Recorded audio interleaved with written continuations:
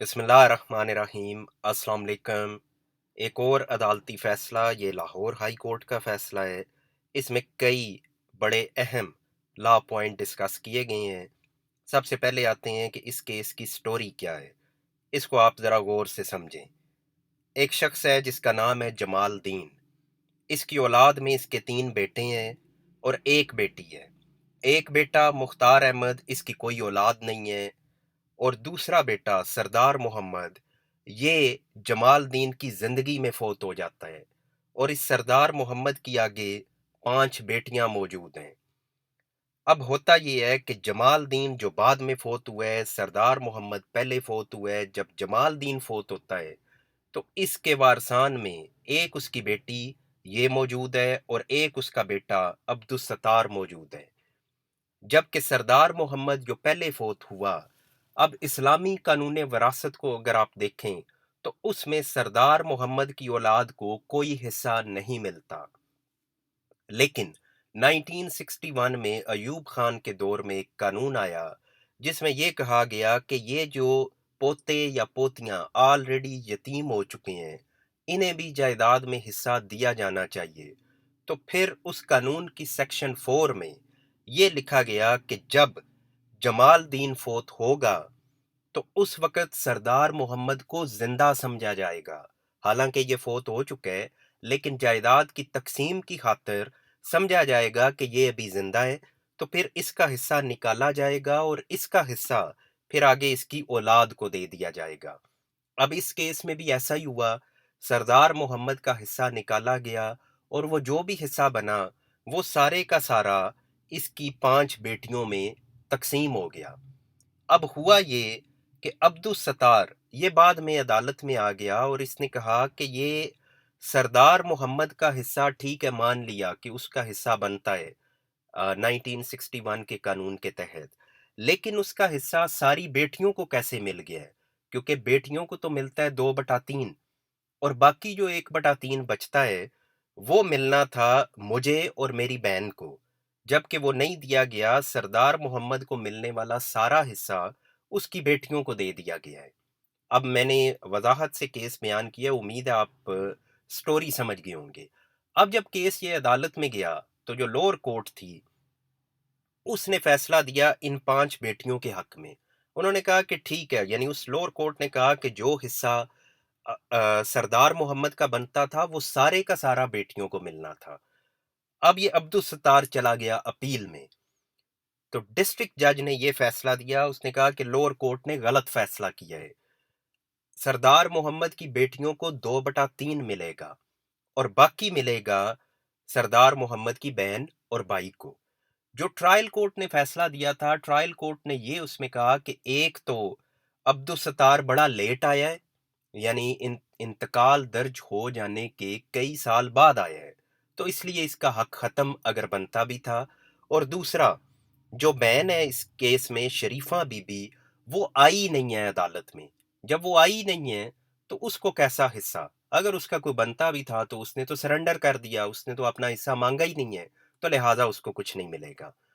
अब इसमें जो डिस्ट्रिक्ट जज थे, जो अपील कोर्ट थी, उसने फैसला दिया कि नहीं जनाब, ऐसा नहीं है। जब जमाल दीन फोत हुआ, वरासत फोत होने पे ओपन हो जाती है, तो वरासत में ऑटोमेटिकली हर एक को उतना ही हिस्सा मिलना था जितना उसका बनता है। तो सरदार मोहम्मद का हिस्सा वो उसकी बेटियों को जाना था, लेकिन 2/3। बाकी 1/3 जाना था अब्दुल सत्तार और शरीफा बीबी को। और इससे कोई ताल्लुक नहीं है कि ये अदालत में कब आए हैं, लेट आए हैं, जल्दी आए हैं। वरासत जब ओपन हुई तो ऑटोमेटिकली हर एक को उसका हिस्सा मिलना था। वो अगर नहीं मिला तो गलत हुआ, गलत इंतकाल वरासत दर्ज हुआ है। लिहाजा अगर ये लेट भी हो गए हैं तो उससे कोई फर्क नहीं पड़ता। और ना ही इससे फर्क पड़ता है कि शरीफा बीबी ने आके अपना हिस्सा डिमांड नहीं किया। वो डिमांड करे या ना करे, ऑटोमेटिकली वो वारिस बनती थी अपने हिस्से की और उसका हक बनता था अपने भाई की जायदाद में। लिहाजा इंतकाल वरासत तब्दील होगा, अब्दुल सत्तार को उसका हिस्सा मिलेगा और शरीफा बीबी को उसका हिस्सा मिलेगा और सरदार मोहम्मद की बेटियों को उतना हिस्सा मिलेगा जितना उनका बनता है। अब ये कौन सी अदालत फैसला दे रही है? तो ये दे रही है जो डिस्ट्रिक्ट कोर्ट है।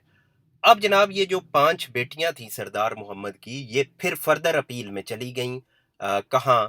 ہائی کورٹ میں، لاہور ہائی کورٹ میں انہوں نے اس فیصلے کو چیلنج کیا۔ اب یہ فیصلہ جو بھی آپ کے سامنے ہے، یہ لاہور ہائی کورٹ کا فیصلہ ہے۔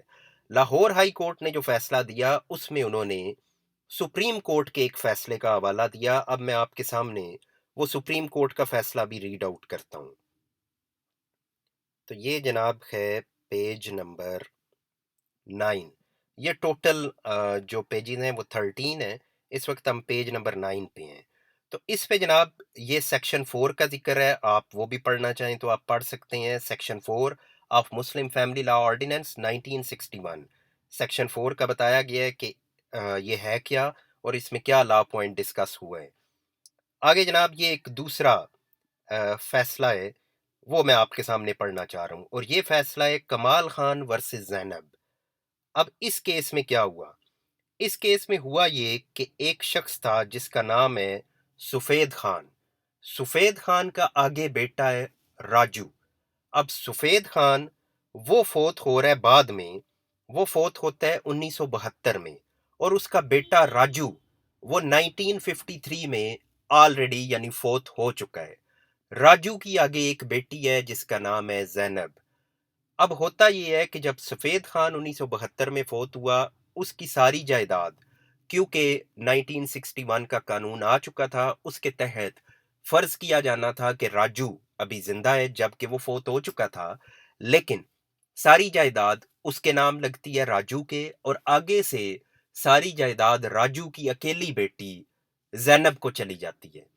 اب ہوتا یہ ہے کہ جو سفید خان تھا اس کا ایک بھائی بھی تھا جس کا ایک بیٹا بھی تھا آگے، کمال خان۔ وہ کمال خان عدالت میں آ جاتا ہے، وہ کہتے ہیں کہ جناب بیٹی کو سارا حصہ کیسے چلا گیا؟ راجو کی بیٹی کو ملنا تھا آدھا حصہ، باقی جائیداد ملنی تھی مجھے۔ وہ کیس بھی اسی طرح لوور کورٹ، پھر اپیل کورٹ، پھر ہائی کورٹ، اور چلتے چلتے وہ سپریم کورٹ تک کیس پہنچ جاتا ہے۔ سپریم کورٹ اس میں کیا فیصلہ کرتی ہے تو وہ میں آپ کے سامنے ریڈ آؤٹ کرتا ہوں۔ یہ جناب عدالت لکھ رہی ہے کہ وہ سپریم کورٹ میں جاتا ہے، اور سپریم کورٹ کہتی ہے، یہ آپ آگے سننے والا ہے، The succession in the present case opened on the death of سفید خان۔ سفید خان مرا، اس کے بعد انتقال وراثت درج ہوا 1973 میں۔ راجو if alive، اگر راجو زندہ ہوتا would have inherited the entire property of his father، تو راجو کیونکہ سفید خان کا بیٹا تھا تو ساری جائیداد راجو کو ملنی تھی۔ اس حد تک بات ٹھیک ہے۔ آگے جناب ہو رہا ہے it would be presumed that Raju after inheriting the estate of his father he died, پھر ہم نے یہ فرض کرنا ہے کہ راجو کو جائیداد ملی اور راجو فوت ہو گیا۔ اب آگے لا آف انہیریٹنس یہ کہتا ہے would inherit the entire share of her father being the sole surviving child is against the principle of Muslim law of inheritance۔ عدالت یہ کہہ رہی ہے کہ جو انتقال وراثت درج ہوا کہ راجو کی ساری جائیداد آگے اس کی بیٹی کو مل گئی، یہ تو ہے ہی غلط۔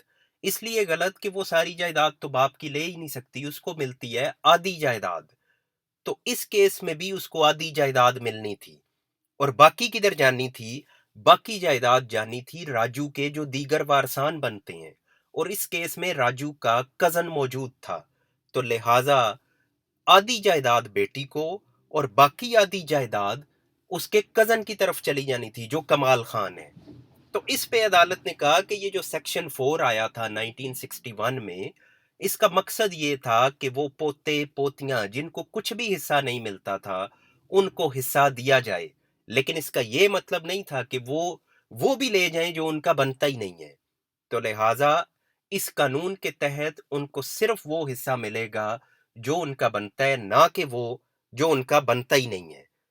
تو یہ کیس کا حوالہ دے کے تو عدالت نے جو موجودہ کیس تھا اس میں یہ ڈیسائیڈ کیا، یعنی یہ جو ابھی میں نے بعد میں کیس ڈسکس کیا سفید خان کا، یہ موجودہ کیس میں عدالت نے صرف حوالے کے طور پہ استعمال کیا ہے کہ اس کیس میں بھی ایسا ہی فیصلہ آیا، لہٰذا اس موجودہ کیس میں جس کو یہ میں نے ٹیبل کے ذریعے ڈسکس کیا، اس میں کہا کہ سردار محمد کی بیٹیوں کو وہی حصہ ملے گا جو ان کا بنتا ہے، اور باقی حصہ وہ چلا جائے گا شریفہ بی بی اور عبدالستار کو۔ اب اس میں یہ بھی پہلے بیان کر دوں جو اسلام کا اصل कानून है, उसके अंदर सरदार मोहम्मद का कुछ भी नहीं बनता। पूरे की पूरी जायदाद जमालदीन के मरने के बाद शरीफा बीबी और अब्दुस सत्तार को जाती है। अब ये जो 1961 का कानून है, ये इस वक्त भी सुप्रीम कोर्ट के अंदर चैलेंज है। फेडरल शरीयत कोर्ट इसके खिलाफ फैसला दे चुकी है कि ये कानून इंजंक्शंस ऑफ इस्लाम के खिलाफ है, लिहाजा इसको ख़त्म होना चाहिए। वो केस था अल्लाह रखा versus federation of Pakistan. Federal शरीयत कोर्ट के फैसला आने के बाद फेडरेशन ऑफ पाकिस्तान वो अपील में चली गई सुप्रीम कोर्ट में, इस यानी फेडरल शरीयत कोर्ट के फैसले के खिलाफ, और ये अपील अभी भी सुप्रीम कोर्ट में पेंडिंग है 2001 या 2 से। तो अभी उस पे खैर कोई फैसला नहीं आया, लेकिन जब भी इस तरह का केस अदालत में आए तो लोग उस केस का सहारा लेते हैं कि जनाब फेडरल शरीयत कोर्ट ने देखें इस कानून के खिलाफ फैसला दिया हुआ है। लेकिन उस पे सुप्रीम कोर्ट ने यही कहा है कि जब तक अपील उसकी जो पेंडिंग है उसका फैसला नहीं हो जाता, तब तक इस कानून पे अमल दरामद होता रहेगा। तो ये जनाब इसमें मैंने कोशिश की है काफ़ी पॉइंट्स आपके सामने डिस्कस करूं। नंबर 1 सेक्शन 4 क्या है, और नंबर 2 सेक्शन 4 के तहत हिस्सा मिलेगा किस तरीके से। नंबर 3 ये कि अगर कोई लेट आया है इंतकाल वरासत को चैलेंज किया है तो उस पे अदालत ने कहा कि नहीं जनाब, इंतकाल वरासत होना ही ठीक दर्ज चाहिए था। अगर वो गलत दर्ज हुआ है तो इससे कोई फर्क नहीं पड़ता कि किसी ने आके उसको लेट चैलेंज किया, क्योंकि वो वरासती हिस्से हैं, वो कभी भी चैलेंज हो सकते हैं। और नंबर 4 कि एक खातून जिसने जो उस केस में हिस्सा ही नहीं बनी, तो उस पे जब कहा गया कि उसका हिस्सा तो वैसे ही खत्म क्योंकि उसने तो आके मांगा ही नहीं है, तो उस पे भी अदालत ने कहा कि उसने मांगा है या नहीं मांगा, वो उसका हक बनता बनता है, वो उसको मिलेगा बगैर मांगे। तो ये जनाब लॉ पॉइंट्स थे जो आपके सामने रखने थे। Thank you very much.